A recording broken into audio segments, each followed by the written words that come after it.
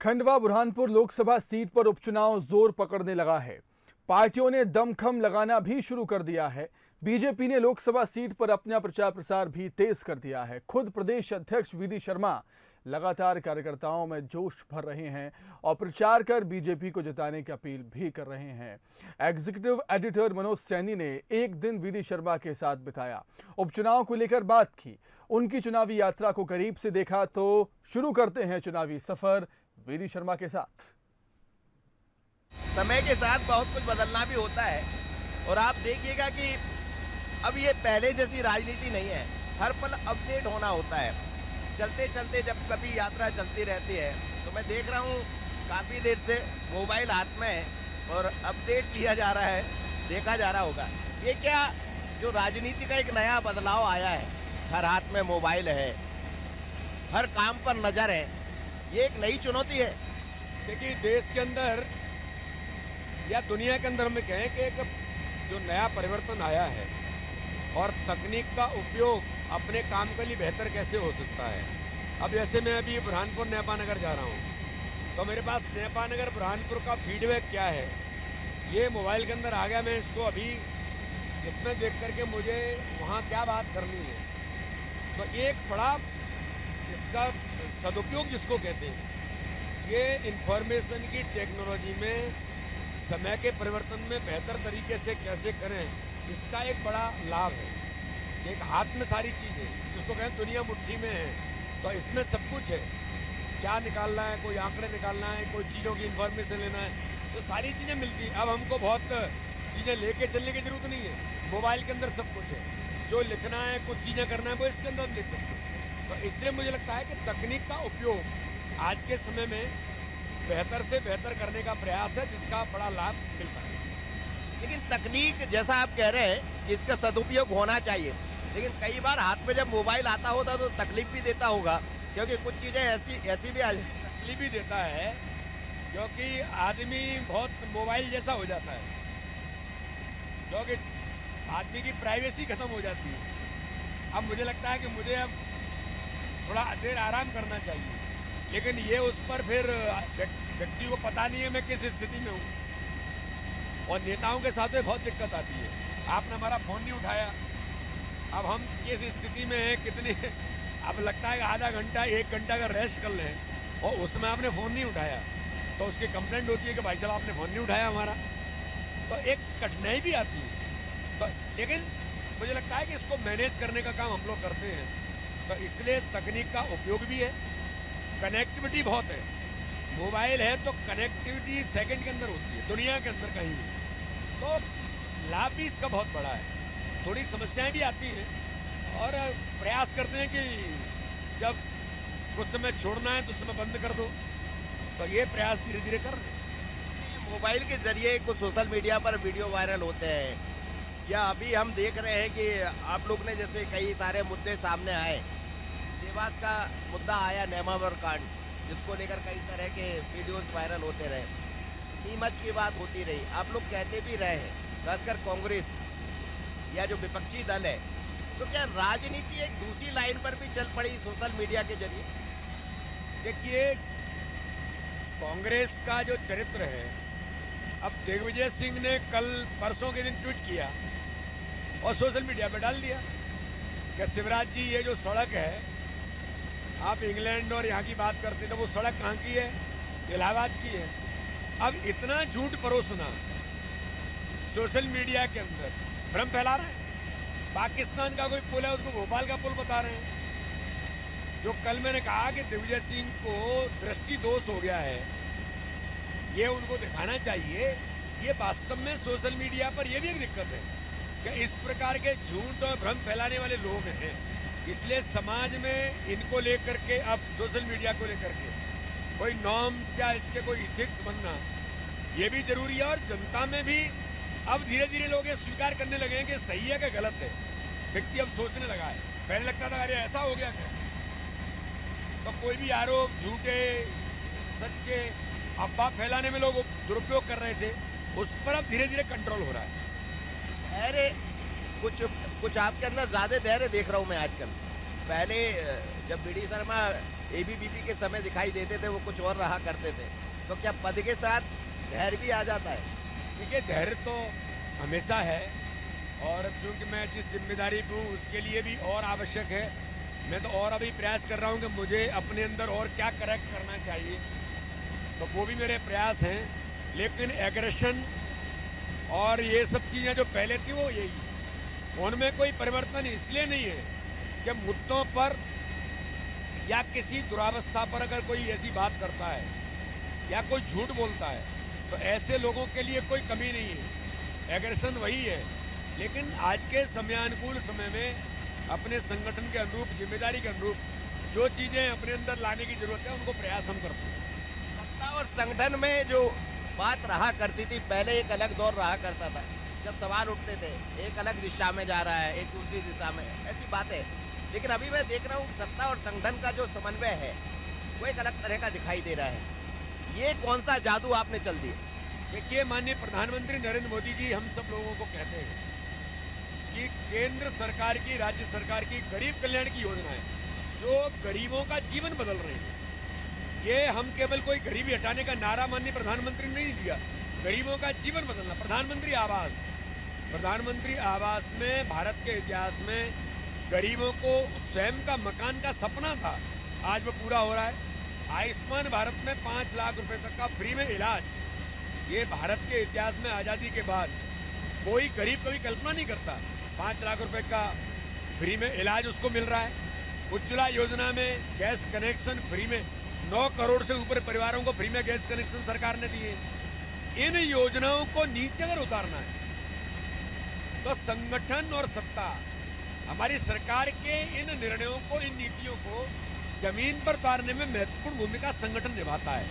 तो सरकार और संगठन का समन्वय बहुत महत्वपूर्ण है।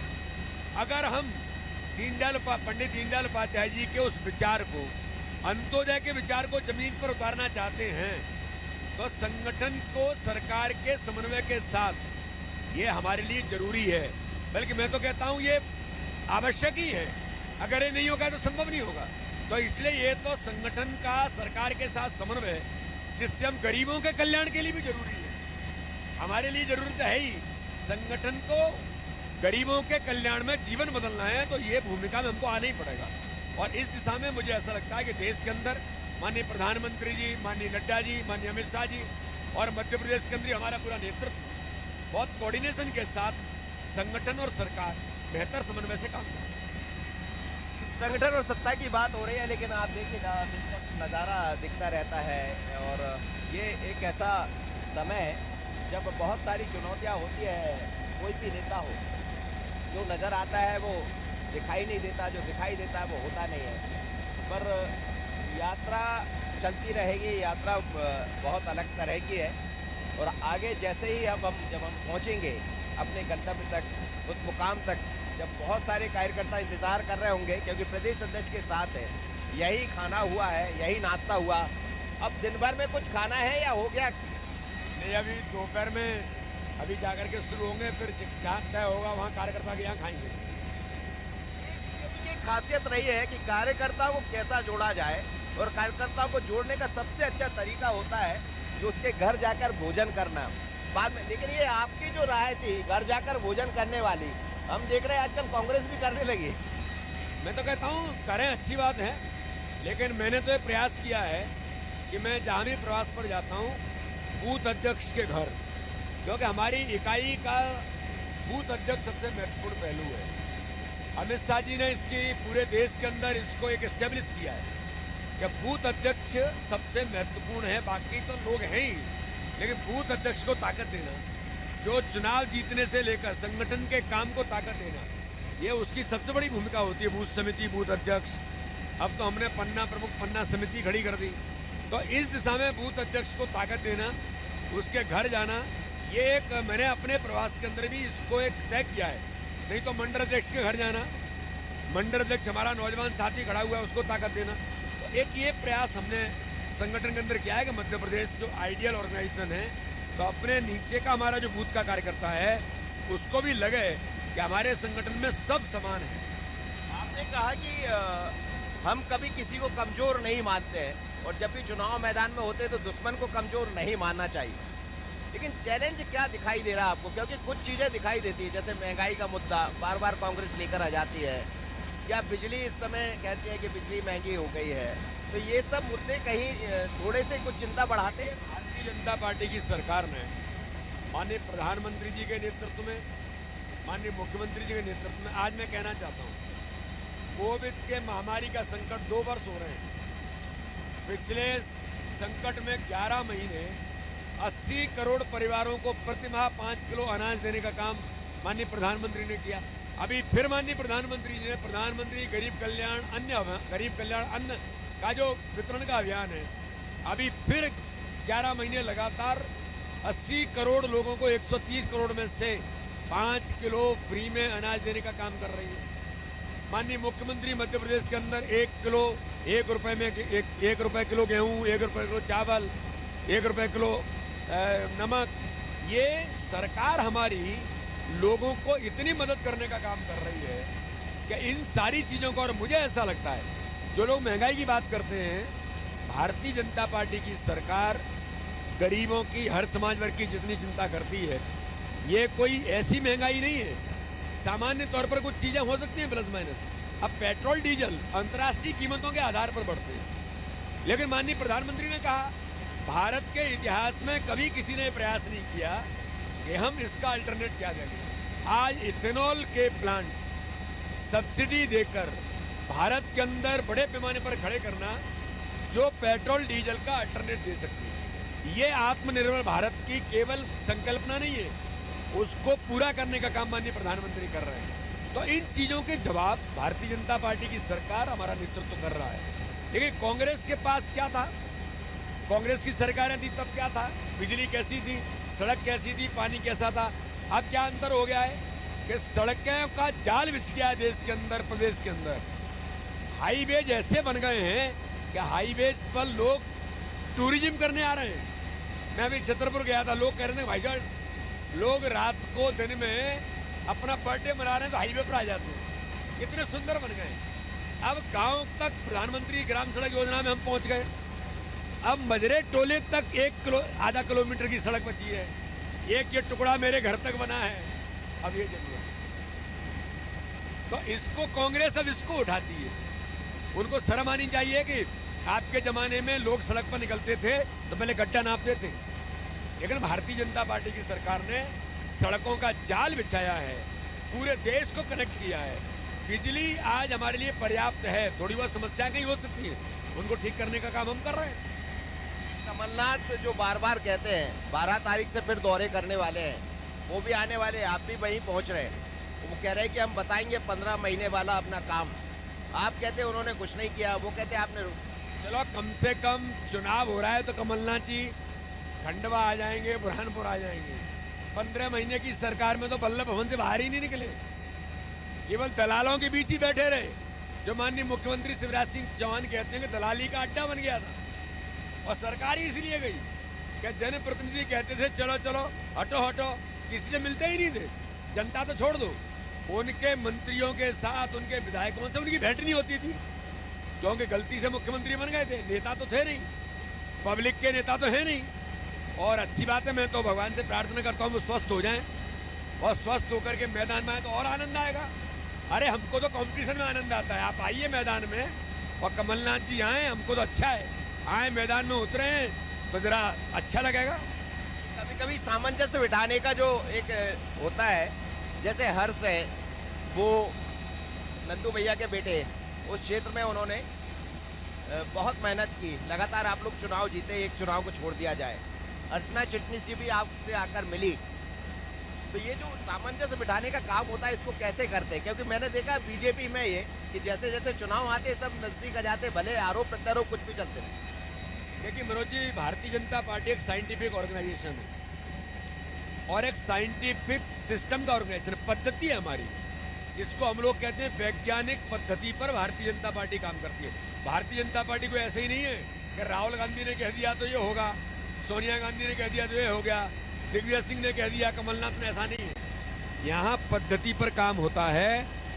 उस वैज्ञानिक पद्धति में ये व्यवस्था है कि मनुष्य होने के नाते मैं ये नहीं कह रहा हूँ कि हम बड़े आइडियल हैं। आइडियल होने के साथ मनुष्य होने के नाते से कुछ बातें हो सकती है। मेरे मन के अंदर भी कोई बात आ सकती है, आपके मन के अंदर भी आ सकती है, लेकिन भारतीय जनता पार्टी में सिस्टम है कि उन कार्यकर्ताओं से बातचीत का स्थान है, वो अपनी मन की बात कह सकता है। श्रद्धेय नंदू भैया ने यहाँ व्यापक काम किया, लेकिन आज भारतीय जनता पार्टी एक कैडर बेस्ड ऑर्गेनाइजेशन है, तो कार्यकर्ता आधारित संगठन कहने के लिए नहीं है। अमित शाह जी कहते हैं कि हम अलग क्यों हैं, क्योंकि भारतीय जनता पार्टी में बूथ का अध्यक्ष राष्ट्रीय अध्यक्ष बन सकता है। ये परिवारों का दल नहीं है। हर्ष हो या कोई और हो, मैं ये नहीं कहता कि वो इस योग्य नहीं है, मेहनत नहीं की है। मेहनत करेंगे, अवसर मिलेगा, लेकिन कार्यकर्ता को अवसर मिलना ये भारतीय जनता पार्टी में सबसे ज्यादा महत्वपूर्ण है। हर्ष को भी, वो भारतीय जनता पार्टी में सक्रिय हैं, रहेंगे, आगे कोई भी अवसर मिल सकता है। तो कार्यकर्ता के नाते से सब लोगों को अवसर मिलते हैं और मिलेंगे। अंतिम सवाल मेरा था, जातिगत समीकरणों की बात भी चलती रहती है, क्योंकि नंद कुमार चौहान साहब राजपूत समाज से आते थे, राजनारायण सिंह को उन्होंने प्रत्याशी बनाया, और भारतीय जनता पार्टी ओबीसी पर आगे बढ़ रही है और कांग्रेस कह रही है। नहीं, ऐसा नहीं है। भारतीय जनता पार्टी तो सबका साथ सबका विकास। भारतीय जनता पार्टी ने तो यहाँ तक कहा माननीय प्रधानमंत्री ने कि सबका विश्वास जीतना, यानी अल्पसंख्यक समुदाय के प्रति भी हमें अपने एफर्ट्स करने चाहिए। कांग्रेस उनके बीच वोट बैंक मान करके झूठ भ्रम फैलाकर कि भाजपा अल्पसंख्यकों की विरोधी है, इसके लिए माननीय प्रधानमंत्री ने कहा कि उनका विश्वास जीतना है, और हम जीत रहे हैं। ट्रिपल तलाक भारत के इतिहास में खत्म करके माननीय प्रधानमंत्री जी ने, हमारी सरकार ने मुस्लिम महिलाओं का मन जीता है, उनके जीवन को बदल दिया है, उनके दर्द को दूर किया है। और आज मैं कहता हूं विश्वास से, देश के अंदर, प्रदेश के अंदर अल्पसंख्यक समुदाय भी अगर सुरक्षित और अपने आप को अच्छा महसूस करता है तो भारतीय जनता पार्टी की सरकार में करता है। तो हम कोई जाति पर काम नहीं करते, लेकिन हर समाज वर्ग का नेतृत्व खड़ा हो, हर समाज वर्ग आगे जाए।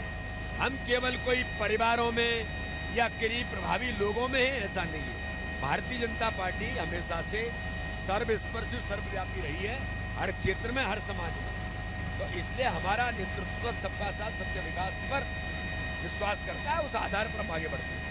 सबका साथ सबका विकास पर हम भी बढ़ चले हैं। ये यात्रा जारी रहेगी। थोड़ी देर बाद जब पहुंचेंगे तो तमाम कार्यकर्ता नजर आएंगे, उनसे भी समझेंगे कि आखिर ये चुनाव क्या कहता है। ये 2 दिन का आपका जो पूरा रहेगा कार्यक्रम, कितनी सभाएं इसमें आप करने वाले हैं, और क्या कुछ अलग तरह से रोड शो भी होंगे? इसमें हम छोटी छोटी बैठकें, यूथ सम्मेलन और खास तौर पर बूथ के कार्यकर्ताओं के साथ, इस प्रकार से इस पूरे दौरे में माइन्यूटली कार्यकर्ताओं के साथ माइक्रो मैनेजमेंट का जो पार्ट है, उस पर हम ज़्यादा बात करें। आप देख रहे हैं इस वक्त अब हम लोग बुरहानपुर पहुंच गए हैं, और यहाँ जैसा बता रहे हैं प्रदेश अध्यक्ष जी कि दिन भर के कई कार्यक्रम हैं, उन कार्यक्रमों के जरिए लोगों से बात भी होना है, सभाएं भी होना है, और साथ ही रोड शो भी होना है। आप देखिएगा, इस समय मैं दिखाता हूँ आपको कि भारतीय जनता पार्टी के जो तमाम नेता हैं इस वक्त खंडवा बुरहानपुर के, वो पहुंचे हुए हैं प्रदेश अध्यक्ष की अगवानी करने।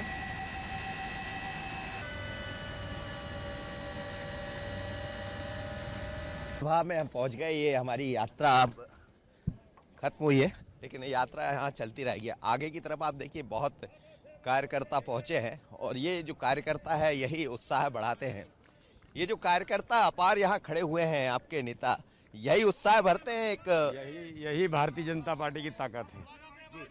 कार्यकर्ता ही भारतीय जनता पार्टी की ताकत है। तो आप देखिएगा कि इस समय तमाम नेता यहाँ पहुंचे हुए हैं, और यही चुनाव का दौर है। अर्चना चिटनी जी भी यहाँ आई है, तमाम तुलसी सिलावट, अर्चना चिटनिस, और ये वही कार्यकर्ता। आप देखिएगा कि किस तरह भारतीय जनता पार्टी ने अपनी पूरी टीम यहाँ लगाई है, जिसमें मंत्री तमाम नजर आ रहे हैं। तुलसी सिलावट है, अर्चना चिट्टी जी नजर आ रही है और ये एक तरह का मैसेज भी है। तमाम विधायक हमारा अधिकार बनता है। बिल्कुल। क्या कब से आप लोग हैं यहाँ? 1 अगस्त से 1 अगस्त से हाँ, बीच में 2-4 बार छुट्टी मिली है पोलिंग पे। आप कब से यहाँ हमारे 2 तारीख से हम दोनों नेपाल नगर विधानसभा के 2 अगस्त प्रभारी से। बोस। 10 दिन हो गए, 15 दिन। 2 तारीख से जुड़ लो। तो सब माहौल ठीक है? बहुत बढ़िया, एक तरफा जीतेंगे। एक तरफा खंडवा संसदीय क्षेत्र लगभग 5 लाख से जीतेंगे। जो विधानसभा के प्रधान 5 लाख। दोनों प्रभार में 5 लाख और नेपाल नगर में 50 पार। दोनों प्रभारी नेपाल नगर ये विधानसभा। संगठन ये सत्ता संगठन सत्ता। और देखिए आप दोनों विधायक मंत्री महापौर भी है यहाँ से। और आलोक जी, आप वैसे भी मैनेजमेंट के मास्टर, मैं देख रहा था जब वहाँ से कि सब लोग माला लेकर खड़े हुए और जहाँ आलोक शर्मा नजर आ जाते हैं वहाँ इसी तरह का मैनेजमेंट दिखता देखिए, Bharatiya Janata party cadre based party है। भारतीय जनता पार्टी अनुशासित पार्टी है। भारतीय जनता पार्टी में कार्यकर्ता को उस बैठने का तरीका सिखाया जाता है। अपने लाडले नेता का किस प्रकार से स्वागत किया जाए, अनुशासित तरीके से आज कार्यकर्ताओं ने अपने लाडले सचिव प्रदेश अध्यक्ष का यहाँ पे बुरहानपुर के हेलीपैड